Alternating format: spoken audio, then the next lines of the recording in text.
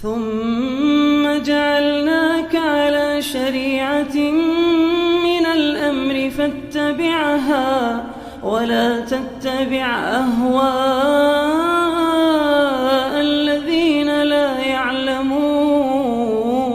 بسم الله الرحمن الرحيم. الحمد لله رب العالمين. Wassalatu wassalamu ala rasulillahi wa ala alihi thahirina ajma'in.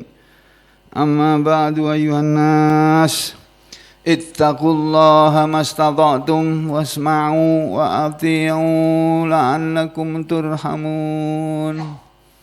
Saudara-saudara sekalian, setelah terakhir kita membicarakan surat Al-Ikhlas yang nomor urut turunnya itu nomor 1, 2, 3, 4, 5, 6, 7, 8, 9, 10, 11, 12, 13, 14, 15, 16, 17, 18, 19, 20, 21, 22 ya. 22, mestinya setelah surat Al-Ikhlas kita mempelajari surat yang turun sesudah surat Qul Huwallahu Ahad adalah surat An-Najm. Tapi ini kita cancel dulu, nanti kita sampaikan bareng dengan juz yang sesuai dengannya. Nah, kita lompat ke surat yang turun nomor 24, yaitu surat Abasa.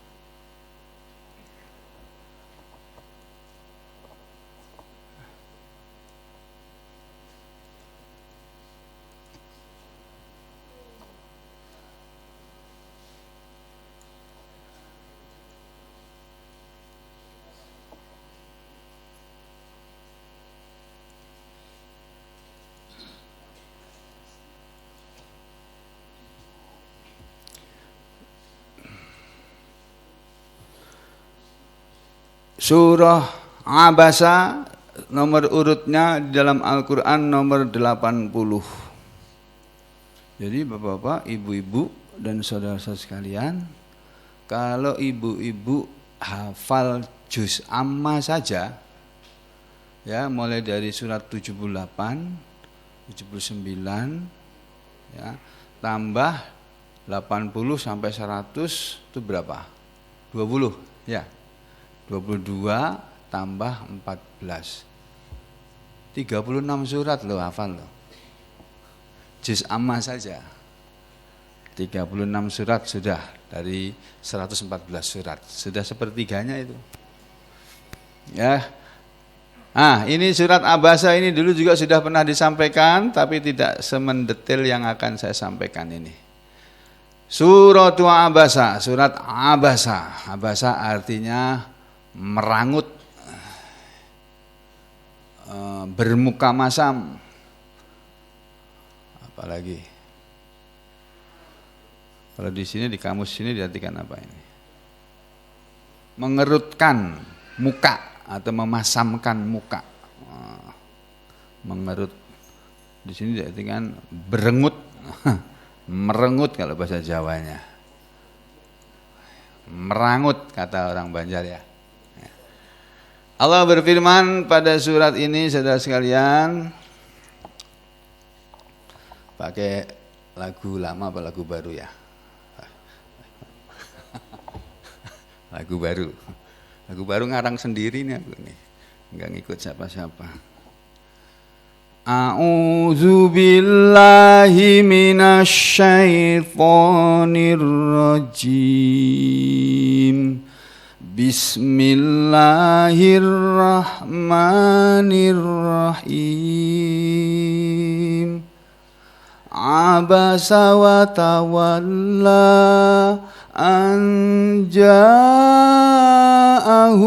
a'ma wa ma yudrika la'allahu yazzakka aw yadhakkaru fatanfa'ahul dzikra amma man istaghna fa anta lahu tasadda wa ma alaika alla yazakka wa amma man ja'aka yas'a wa huwa yakhsha fa anta anhu talaha kalla innaha tadhkirah faman syaa'a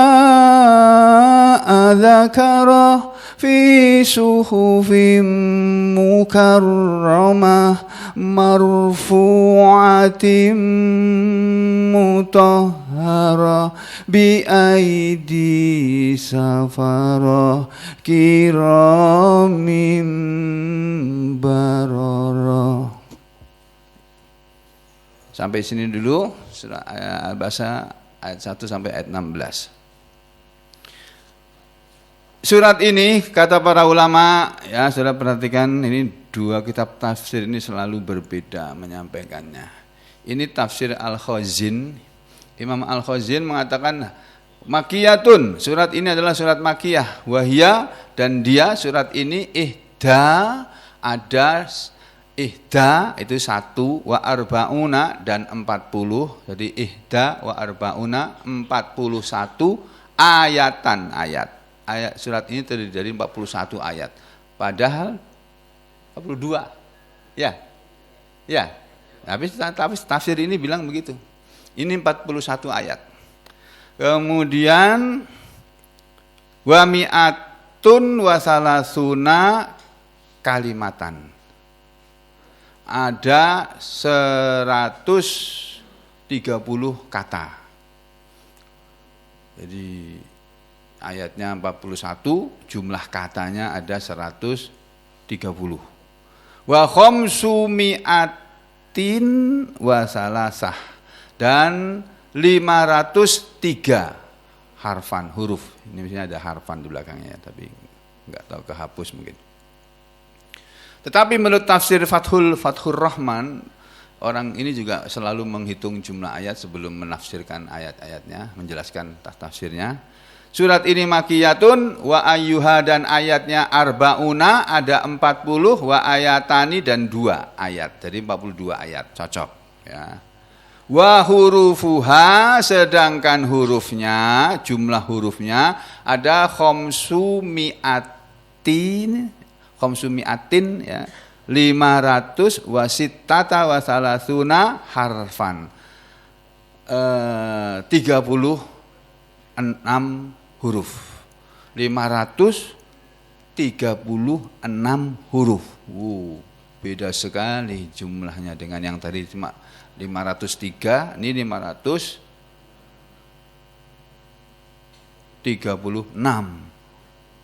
Wa kalimuha, dan jumlah katanya, kalau tadi 150, di sini dibilang mi'atu wasalasu mi'atu wasalasuna kalimatan. Ada 33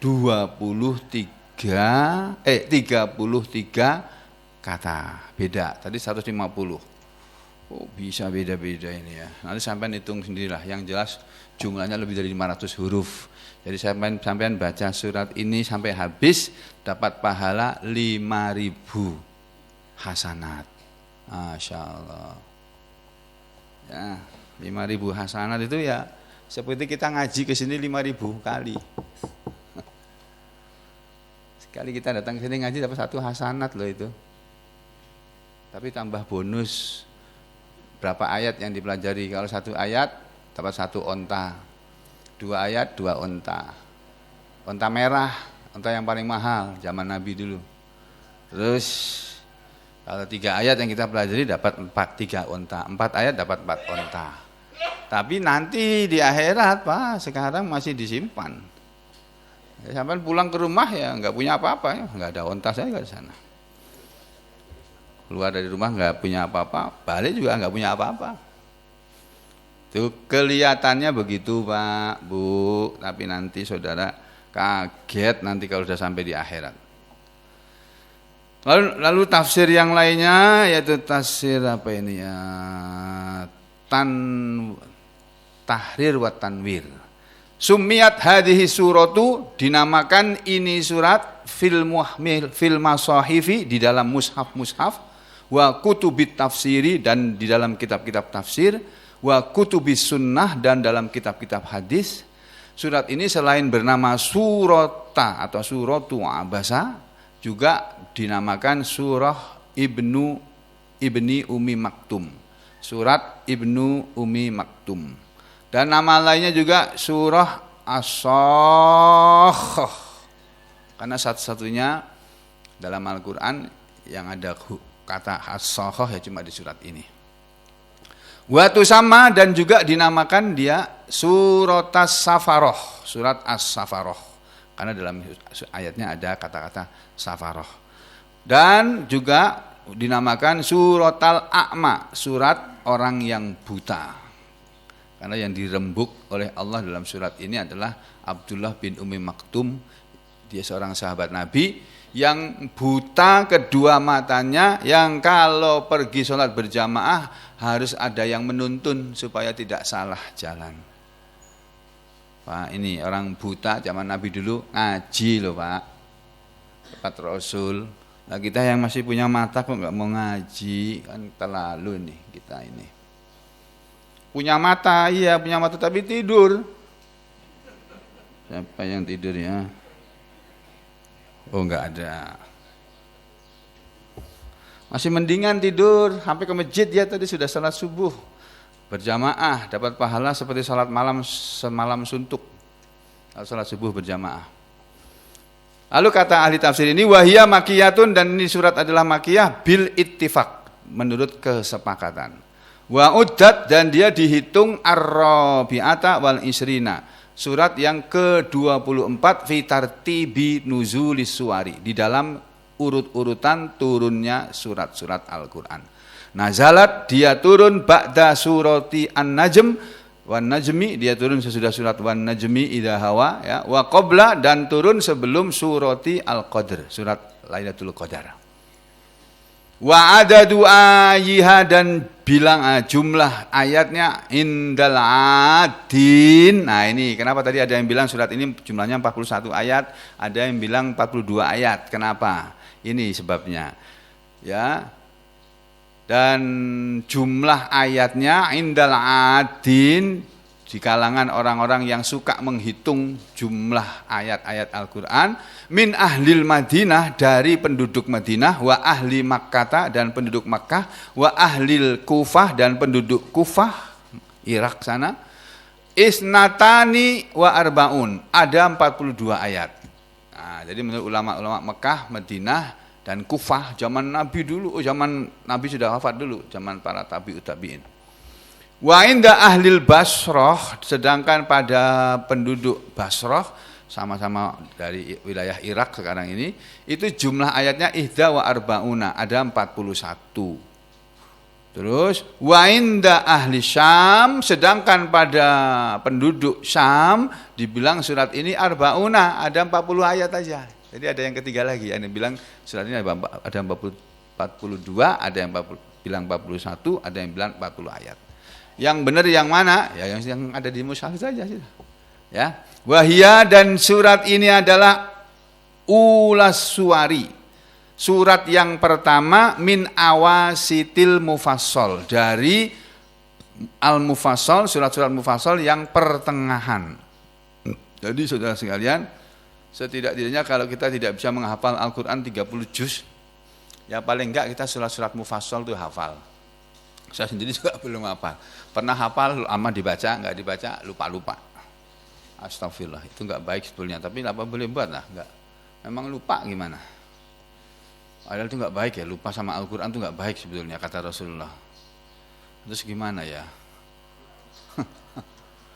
Jadi saudara, surat Al-Mufassal itu dari surat Qaf itu.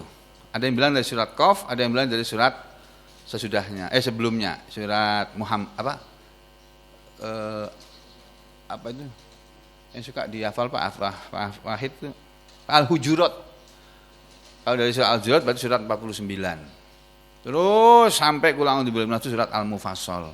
Itu dibagi 3. Atwalul Mufassal, surat Mufassal yang panjang-panjang dari surat Al-Hujurat atau surat Qaf sampai surat Wan Nazi'ati Gharqa.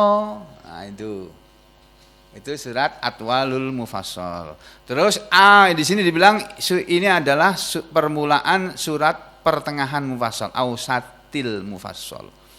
Dari surat Abasa sampai sebelum Wadduha. Surat apa itu?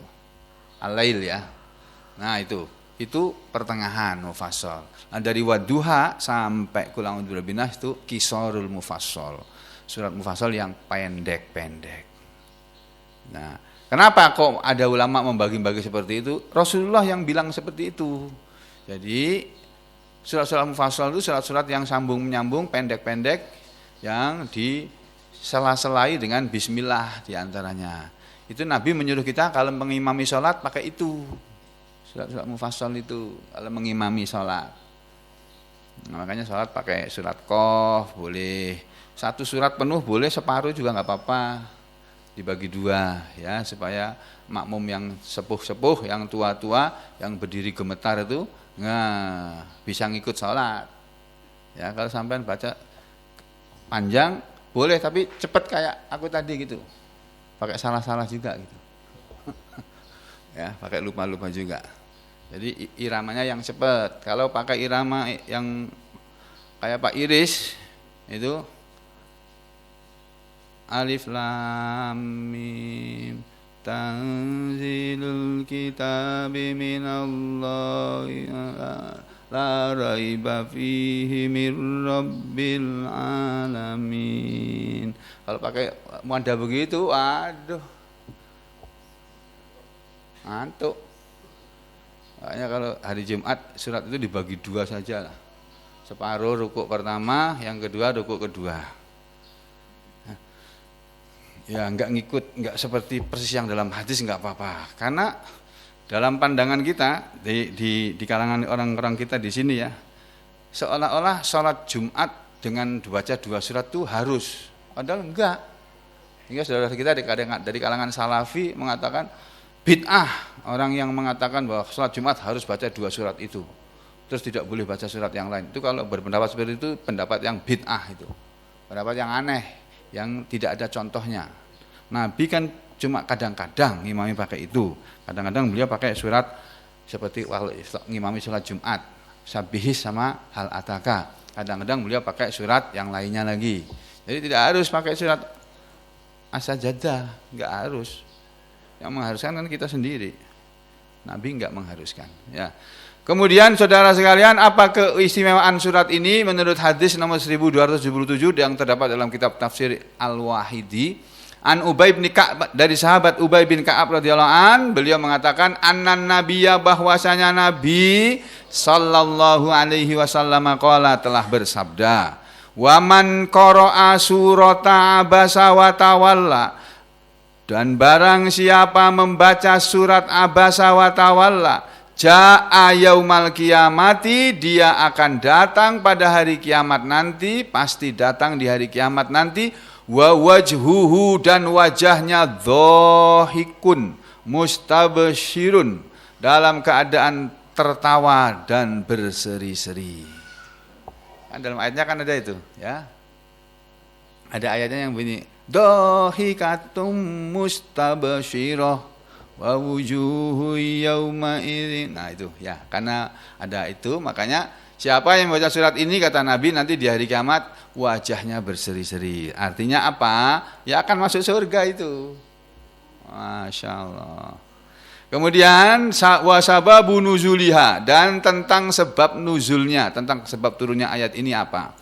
Ibnu Katsir dalam kitab tafsirnya mengatakan zakaro telah menyebutkan ghairu wahidin, tidak hanya satu orang minal mufassirin, dari kalangan mufassir, ahli-ahli tafsir atau ulama-ulama tafsir, bahwa bahwasanya Rasulullah sallallahu alaihi wasallam karena adalah beliau pada waktu itu ya, yauman, yakni pada suatu hari di waktu itu, yukhatibu, beliau sedang omong-omong, sedang yukhatibu itu berbicara atau berkhutbah, itu mengomongi atau omong-omong kepada ba'dha sebagian uzama'i Quraisyin, pembesar-pembesar orang Quraisy, tokoh-tokoh Quraisy. Waqad, dan sungguh Rasul pada waktu itu toma'a, beliau sangat menginginkan fi islamihi, dalam masuk Islamnya. Nah, Rasul kepingin tokoh-tokoh Mekah itu pada masuk Islam. Karena dalam hadis lain diceritakan, Muhammad, ajarkan kepada kami, bacakan kepada kami yang kamu ajarkan kepada orang-orang itu. Apa sih ajaran kamu? Supaya kami tahu juga. Nanti kami pikir-pikir. Wah, Nabi diomongin begitu sama tokoh Quraisy, seneng banget Nabi. Wah, beliau berharap, ya nanti saya kasih ya. Kapan? Nanti di waktu yang kami tentukan, tapi kamu jangan manggil sahabat-sahabatmu. Sahabat-sahabat kamu yang sudah masuk Islam, yang sudah ikut kamu, jangan ikut kami. Jadi pengajian kami khusus, pengajian para pembesar-pembesar saja, tokoh-tokoh saja.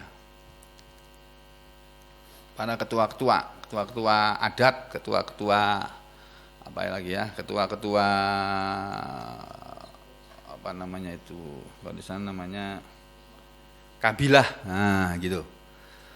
Nah, Nabi semangat banget, wah ini kalau mereka masuk Islam semua, orang-orang yang di bawahnya, yang di belakang mereka pasti pada masuk Islam. Iya, baik. Nah, suatu hari terdilaksanakan lah. Lalu kata riwayat ini, fa bainama, maka ketika huwa beliau yukhatibuhu, sedang mengomongi kepada tokoh-tokoh Quraisy itu tadi, wa yunajihu, dan sedang berbisik-bisik dengan mereka, membisik-bisikkan kepadanya, tiba-tiba akbala, datanglah Ibnu Ummi Maktum, orang yang buta yang bernama Ibnu Ummi Maktum.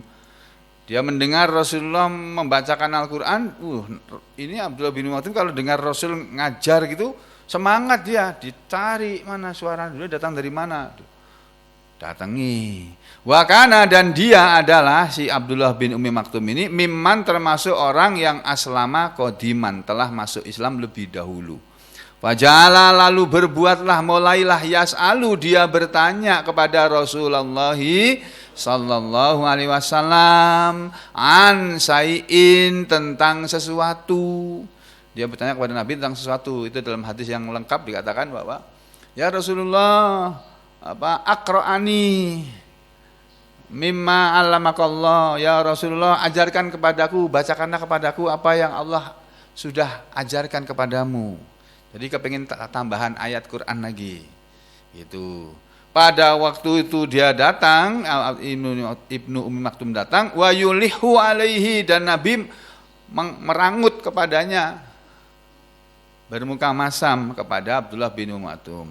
Wa wadda, dan sangat ingin an-nabiyyu, Nabi sallallahu alaihi wasallam, Nabi merengut karena beliau sangat ingin kalau seandainya kafa Abdullah bin Ummi Maktum mau menahan diri saatahu, di saatnya nanti, saatahu tilka, di saatnya itu nanti, tanyakan nanti aja. Ini aku lagi ngaji sama orang-orang ini. Tapi itu cuma dalam hati Nabi, tidak diomongkan kepada Abdullah bin Ummi Maktum. Liyatamakana, supaya kokohlah, supaya kuatlah, min mukhatobati, kuat pembicaraan untuk mengajak mereka masuk Islam, ya, dzalikar rajul, orang itu. Jadi supaya omongan Nabi kepada mereka bisa meyakinkan mereka bahwa yang beliau sampaikan adalah sesuatu kebenaran, lalu mereka mau mengikuti kepada kebenaran tadi. Tomaan beliau berbuat begitu dan bermuka masam kepada Abdullah bin Ummi Maktum karena tomaan sangat mengharapkan. Toma kalau bahasa Indonesia tamak. Nah, ini tomaan dari kata bahasa Indonesia, yang kata dalam bahasa Indonesia tamak itu dari tomaan bahasa Arab, tomak. Beliau sangat ingin warohbatan dan sangat senang fi hidayatihi, seandainya mereka mendapat hidayah Allah. Wa abasa, dan bermuka maslamlah beliau fi wajhi ibni Ummi Maktum, di hadapan wajahnya Ibnu Ummi Maktum yang buta. Wa a'radha anhu, dan Nabi berpaling dari Ibnu Maktum. Jadi mau datang dari sana, aduh. Nah, gitu kira-kira.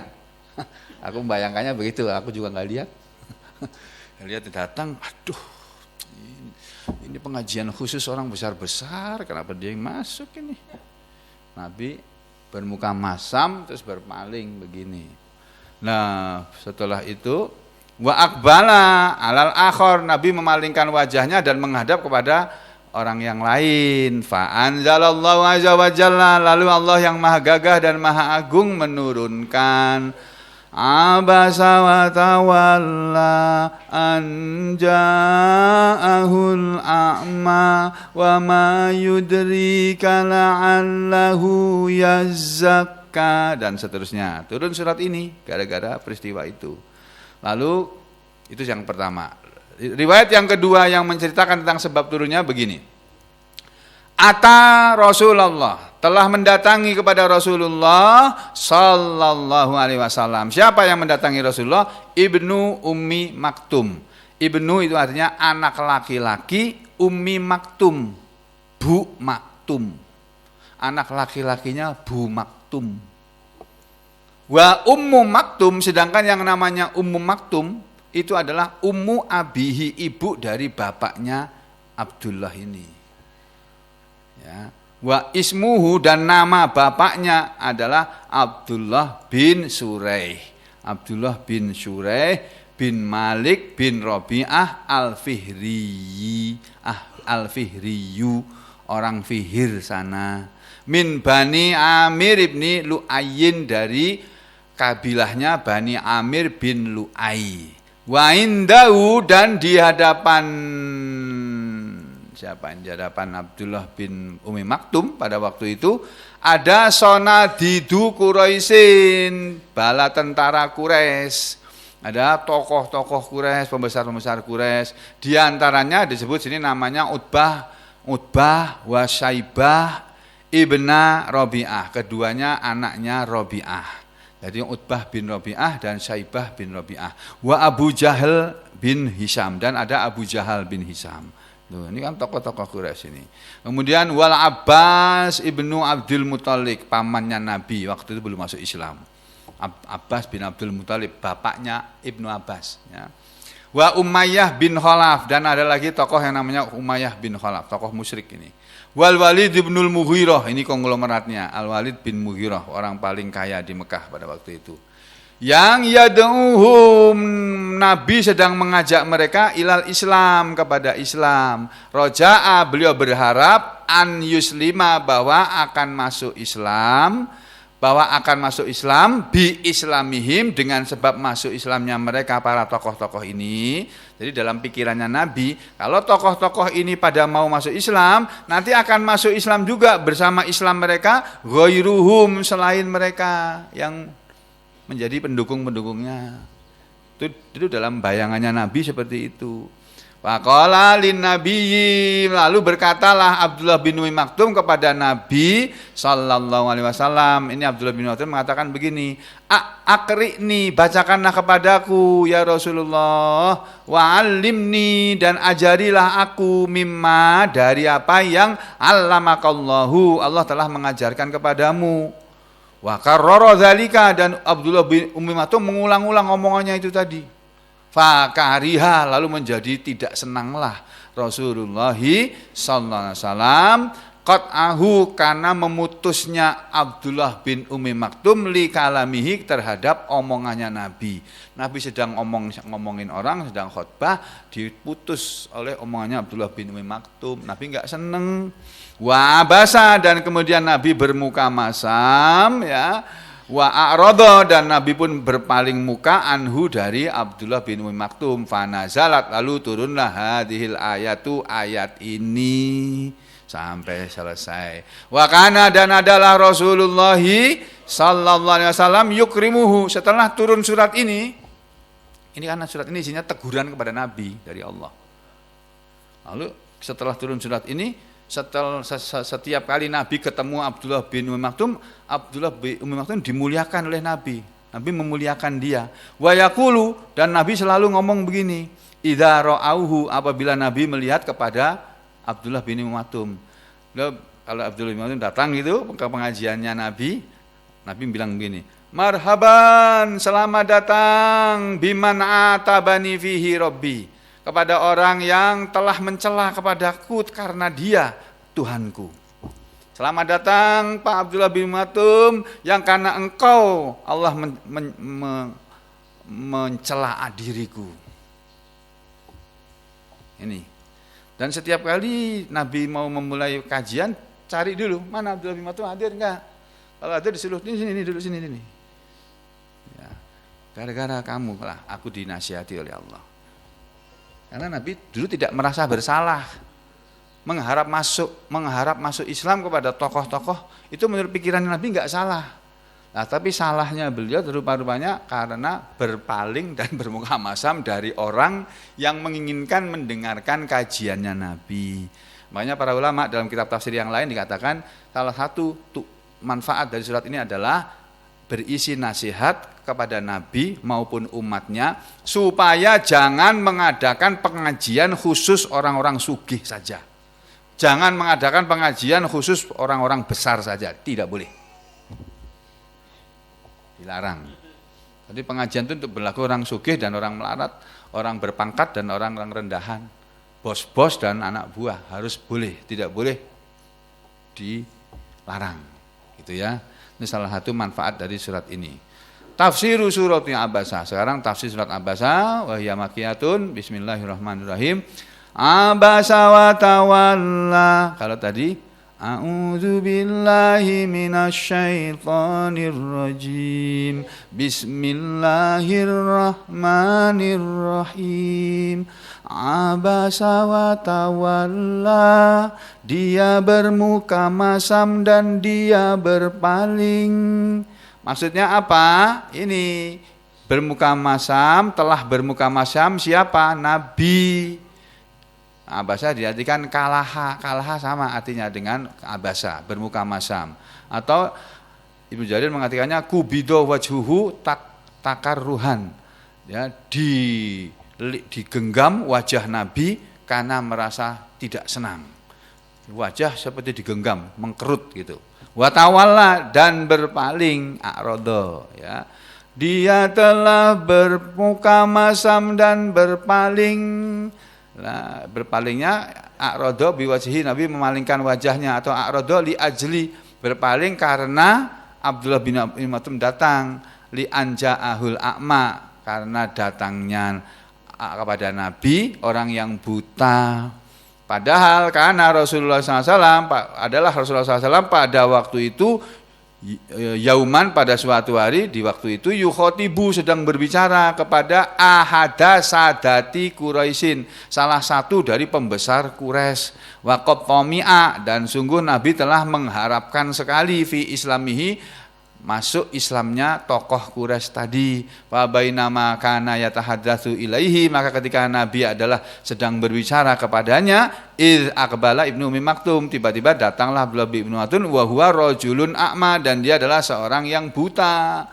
Wa kana aslama, dan dia sudah masuk Islam qadiman, lebih dulu, jauh dari sebelum mereka ini datang kepada Nabi. Wa hajara ilal Madinah, dan Abdullah bin Ummi Maktum juga ikut hijrah ke Madinah. Nah, coba orang buta ikut hijrah ke Madinah ini.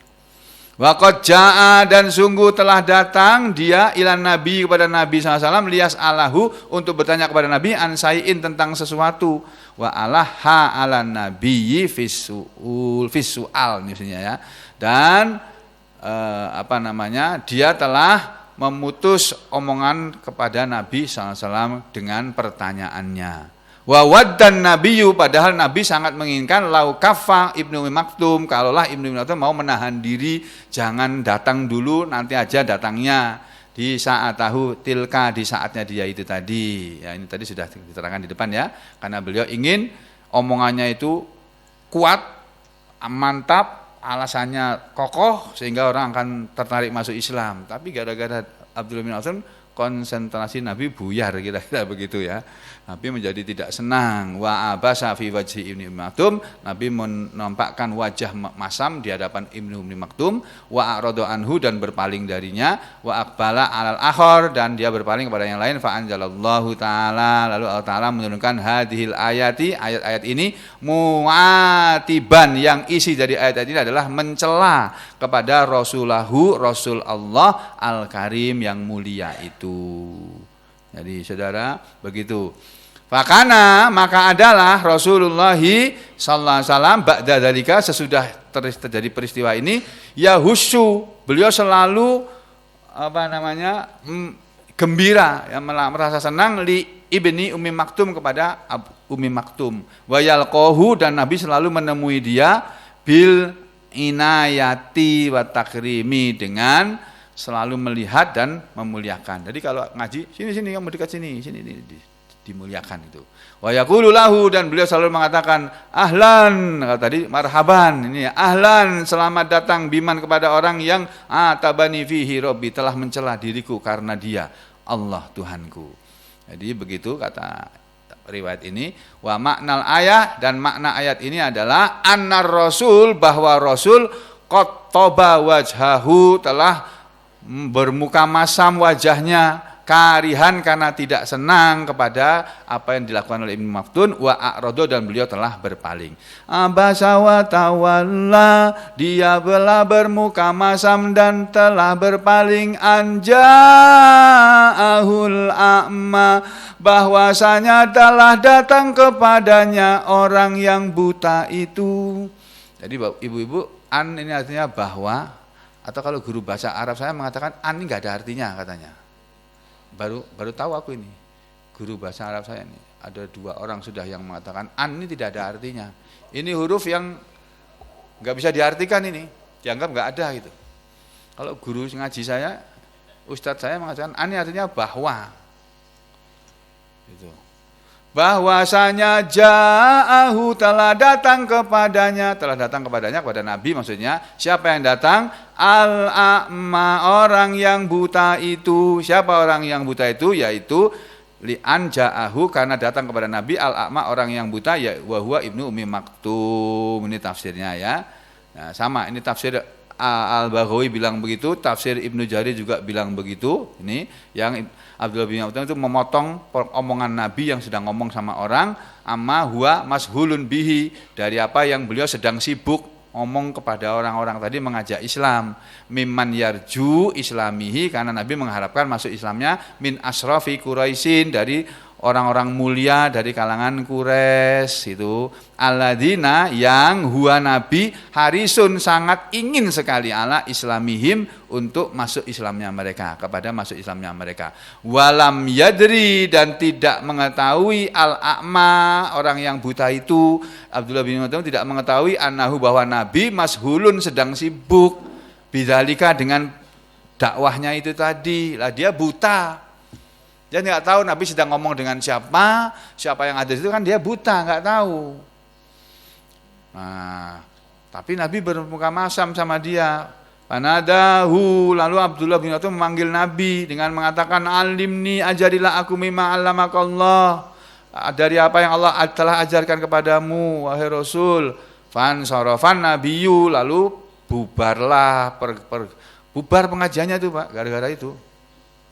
Bubar, orang-orang sudah bilang, Muhammad, kami mau ngaji dengan kamu, tapi tidak boleh teman kamu yang sudah masuk Islam datang ikut. Dia bubar, jadinya enggak jadi masuk Islam. Nabi pulang ke rumah. Fansorofan Nabi SAW ila baitihi, Nabi pulang ke rumahnya.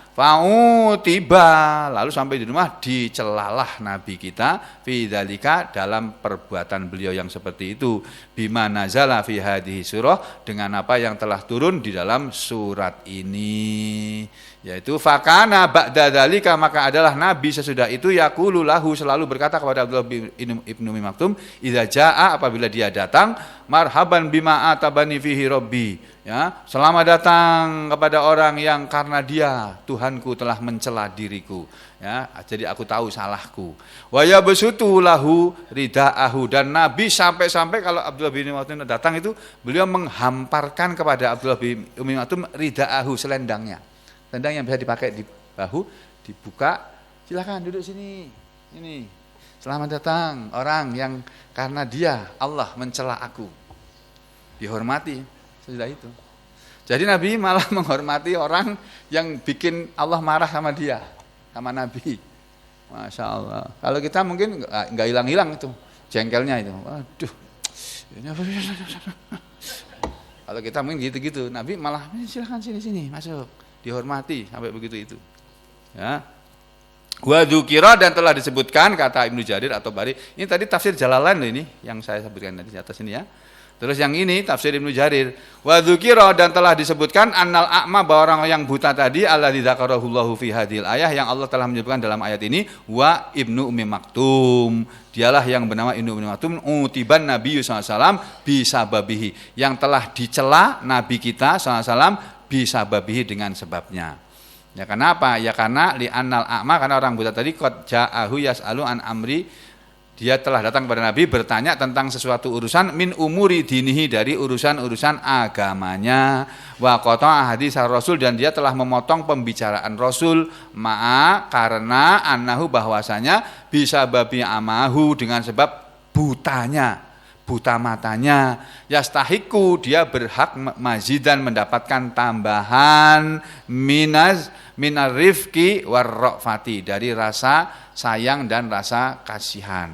Jadi karena dia buta, mestinya Nabi mengkasihan sama dia, tapi Nabi malah bermuka masam dan berpaling. Fakaifa yaliku bika, maka bagaimana layak kepada kamu wahai Muhammad, antahussohu, bahwa kamu mengkhususkan bil jafroti wal i'rad, dengan bermuka masam dan berpaling. Bagaimana kamu bersikap seperti itu Muhammad?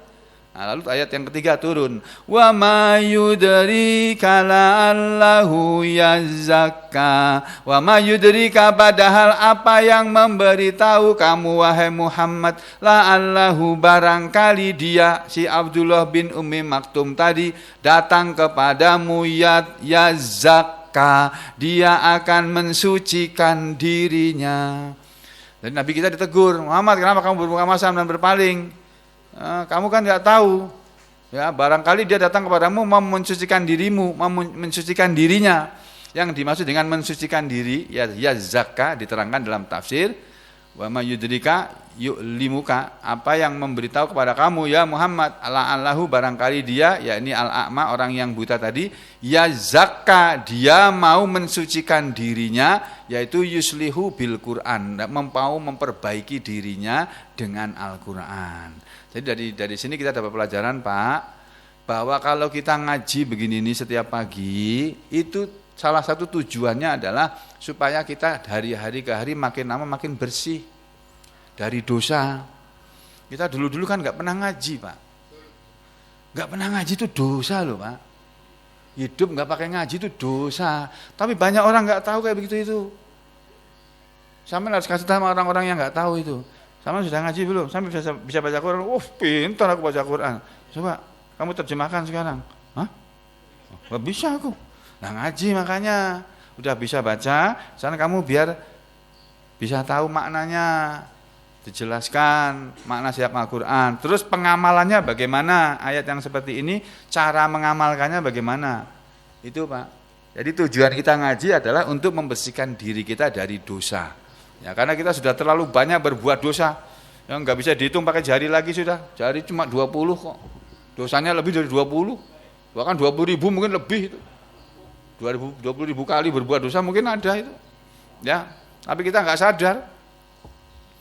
Nah itu ya. Terus ai yatazakka yaitu yatatoharo mensucikan diri minadz dzunub dari dosa-dosa bima yasma'u minka dengan sebab mendengar ajaran darimu wahai Rasulullah. Jadi wa ma yudrika la'allahu yazakka, dan tahukah kamu Muhammad barangkali dia datang untuk mensucikan dirinya, yatatoharo minadz dzunub. Dia mau mensucikan diri dari dosa-dosa bil amalis sholih. Caranya mensucikan diri kita dari dosa adalah dengan kita ngaji, dengar ayat-ayat Al-Quran. Kalau isi ayat Quran tadi perintah, kita laksanakan perintahnya, perintah Allah. Kalau ayat Quran tadi berisi larangan, ya kita perhatikan apa yang dilarang oleh Allah, lalu kita tinggalkan. Gitu loh Pak. Ya, perintahnya misalnya, ya ayyuhalladzina amanu kunu ansarallah, wahai orang-orang yang beriman, jadilah kalian penolong-penolong, pendukung-pendukung Allah. Malah mendukung RUU HIP. Malah mendukung Omnibus Law. Padahal itu undang-undang undang-undang cilaka kata orang-orang itu. Ya, kenapa lah mendukung undang-undang yang enggak jelas begitu, yang merugikan kaum buruh, mengistimewakan kaum pemodal. Kira-kira kenapa? Ya karena dikasih duit Pak. Oh, duitnya enggak cukup, 1 M enggak cukup. T itu udah bunyinya pakai T. Bagi-bagi, masing-masing dapat berapa M. Itu sudah rahasia umum. Sampai ada pengamat yang mengatakan tidak ada satu undang-undang pun yang dibuat oleh DPR RI kecuali ada duit di sana. Masya Allah. Karena dia tahu sendiri itu yang ngomong itu.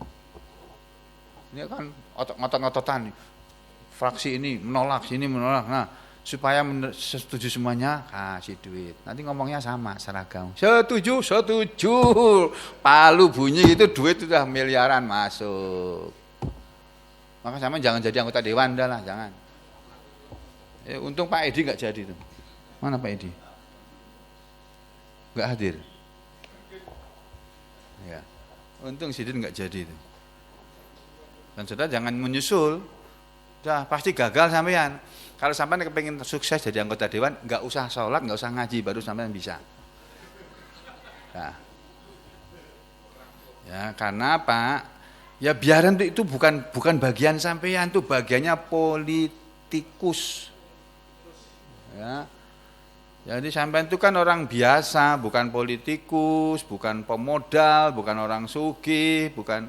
Kebanyakan kita kan seperti itu, udah kita ngaji aja sudah lah. Ini ngaji ini untuk masuk surga lewat sini kok. Enggak mau ngaji ya enggak ada pintu surga terbuka, enggak ada, tertutup. Ini loh, dia mau membersihkan diri dari dosa dengan amal soleh. Ketika ajaran Al-Quran datang, kita disuruh menolong Allah, ya kita dalam hidup ini menolong Allah. Nanti ada yang bertanya, loh Allah apa perlu ditolong? Menolong Allah itu bukan seperti orang menolong orang lain, bukan seperti itu.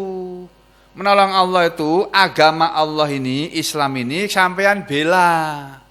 Sampean bilang kepada orang-orang, hei orang-orang, ini loh kebenaran, ini ajaran yang benar tuh, ini loh. Ini dari Allah yang maha benar, yang gak pernah berdusta dia, gak pernah berbohong. Allah maha suci, gak punya sifat jelek, gak punya sifat buruk. Ini yang bikin Al-Quran ini, Allah ini. Ini firman Allah, kalamullah ini. Isinya pasti baik, pasti benar. Kamu ikut ini, jangan yang lainnya. Jangan ikuti ajaran-ajaran yang macam-macam itu. Sudah enggak usah. Abaikan semuanya. Itulah sebabnya Bapak Ibu dan saudara sekalian, para ulama sejak zaman dulu, sahabat Nabi, para tabi'in, anak-anak mereka sejak kecil yang diajarkan pertama kali ya Al-Quran itu. Imam Syafi'i rahimahullah, Masya Allah, pemimpin mazhab yang paling banyak pengikutnya seluruh dunia dibandingkan dengan mazhab yang lainnya. Termasuk di Indonesia ini katanya mayoritas bermazhab Syafi'i. Ya. Itu beliau itu masih kecil tuh bapaknya sudah enggak ada, diasuh oleh ibunya. Ibunya menyuruh anaknya ngapalkan Al-Quran. Ngapalkan Al-Quran dia. 7 tahun 30 juz hafal Pak. Masya Allah, kita ini sudah 70 tahun. Masya Allah, Quran hafalnya 1 surat aja, Al-Fatihah. Itu pun salah lagi bacanya. Astagfirullah, ya Allah ya Rahman ya Rahim. Itu ya Pak ya, jadi hati-hati sekarang dirubah. Maksud ayat ini yaitu yahsululahu zakatun, dengan dia datang kepada Nabi itu mau ya zakah, mau menghasilkan untuk dirinya kesucian jiwa wa taharatun, dan kebersihan jiwa fi nafsihi, pada dirinya. Wa ma yudrika la'allahu yazakka, kalau Ibnu Jarir mengatakannya, dan apa yang memberitahu kepadamu ya Muhammad, wahai Muhammad, la'alla hadal a'ma, barangkali orang buta ini, alladzi abasta, yang engkau telah bermuka masam, fi wajhihi, pada wajahnya, yazakka, dia mau mensucikan diri, maksudnya ya tatahhara min dzunubihi, gitu. Ini sama juga ya, hampir semua tafsir ini sama Pak. Ini saya cuma sebagai perbandingan saja, saya tulis beberapa tafsir ya. Ini tafsir-tafsir gede semua ini. Tafsir Ibnu Jarir At-Tabari, tafsir Ibnu Katsir, tafsir Al-Baghawi, tafsir Tahrir wa Tanwir, kemudian tafsir Ibnu Abbas, tafsir Jalalain. Tafsir-tafsir terkenal semua ini ya. Itu ayat yang ketiga. Lalu ayat yang keempat, au yadzakkaru fatanfa'ahu dzikra, atau dia datang yadzakkaru, mau mengambil pelajaran, fatanfa'ahu, lalu memberi manfaat kepadanya, adzikra, pelajaran itu, peringatan itu. Jadi Muhammad, Abdullah bin Maktum ini datang kepada kamu, padahal kamu sudah bermuka masam kepada dia. Dia itu kan mau mengambil peringatan, mau mengambil pengajaran dari kamu. Yang setelah dia mengambil peringatan dan pengajaran dari kamu, fatan fa'ahu, lalu akan memberi manfaat kepada dia, adzikra, peringatan itu. Maksudnya au yadzakaru, yaitu mengambil peringatan, yaitu yattaizu bil Quran, mengambil nasihat dengan Al-Quran. Jadi Al-Quran ini kita jadikan sebagai penasihat diri kita Pak, Bu. Kita kepingin nasihat, baca Al-Quran, oh ini ada nasihat dari Al-Quran, orang disuruh begini, ngikutin nasihat Al-Quran ini. Kalau sudah begitu, nanti fatan fa'ahu dzikra, akan memberi manfaat kepada dia, peringatan atau pelajaran dari Al-Quran tadi. Al-idhotu, nasihat, al-masmu'atu, yang didengar, mingka, dari engkau Muhammad, akan bermanfaat kepada Abdullah bin Maktum ya. Jadi al-dzikra itu al-mau'idhah, nasihat kalau menurut Imam Al-Baghawi. Kalau menurut Ibnu Katsir ini fatang pa'u dzikra, maksudnya yahsululahu, akan menghasilkan kepada dia itti'adzun, nasihat ya, yang akan diikuti dalam hidup ini, wan jizarun, dan larangan-larangan, anil maharimi, dari perbuatan-perbuatan yang diharamkan. Jadi ngaji itu tujuannya supaya kita mendapat manfaat dari Al-Quran, bisa meninggalkan hal-hal yang diharamkan oleh Al-Quran, dan mengikuti nasihat-nasihat yang ada dalam Al-Quran. Itu loh Pak. Kita dibilang dalam Al-Quran oleh Allah, ya ayyuhalladzina amanu la yaskhar qaumun min qaumin, ya, la yaskhar qaumun min qaumin, janganlah seseorang mengolok-olok seseorang yang lainnya, asa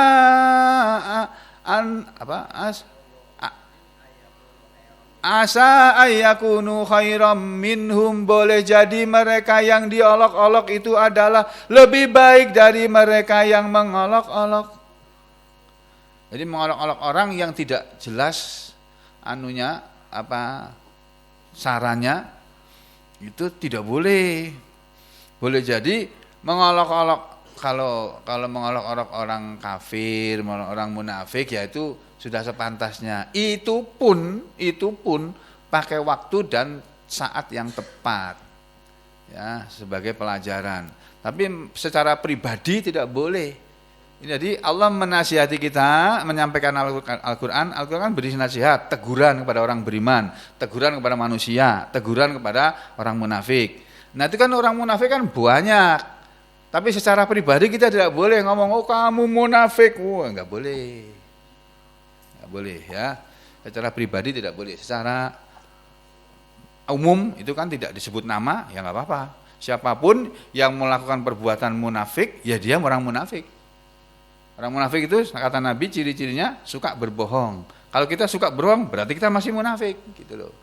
Ciri yang kedua, orang munafik itu tidak bisa diamanati. Kalau diamanati dia berkhianat. Berarti kita ini masih munafik. Kalau disuruh jaga toko, kemudian kita nggak jaga toko.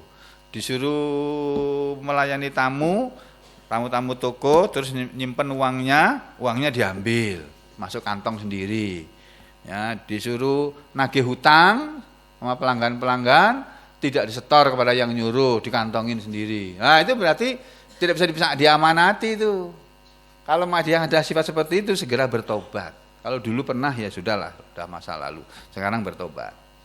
Begitu juga ciri yang ketiga orang munafik itu, idza hadatsa kadzaba wa idza tumina khana, terus wa idza wa'ada akhlafa. Dan kalau dia berjanji mengingkari janji. Lah kita jangan suka mengingkari janji. Kalau kita masih suka mengingkari janji, berarti kita masih punya sifat munafik di dalam hati kita, dalam diri kita. Segera dihilangkan. Bagaimana cara menghilangkan? Hanya Al-Quran saja yang bisa mengobati orang yang sakit seperti itu. Ya, sekian saja dulu untuk pagi hari ini, kita sambung besok pagi insyaallah. Aqulu qouli hadza astaghfirullah li wa lakum. Allahumma taqabbal minna innaka antas samiul alim. Allahumma najjina wa ahlina min wabail kuruna. Allahumma atina fid dunya hasanah wa fil akhirati hasanah wa qina adzabannar. Allahumma inna nas'aluka ilman nafi'an wa rizqan wasi'an wa shifaan min kulli da'. Allahumma inna nas'aluka ilman nafi'an wa rizqan thayyiban wa amalan mutaqabbala. Wa sallallahu ala Muhammad wa ala ali Muhammad walhamdulillahi rabbil alamin.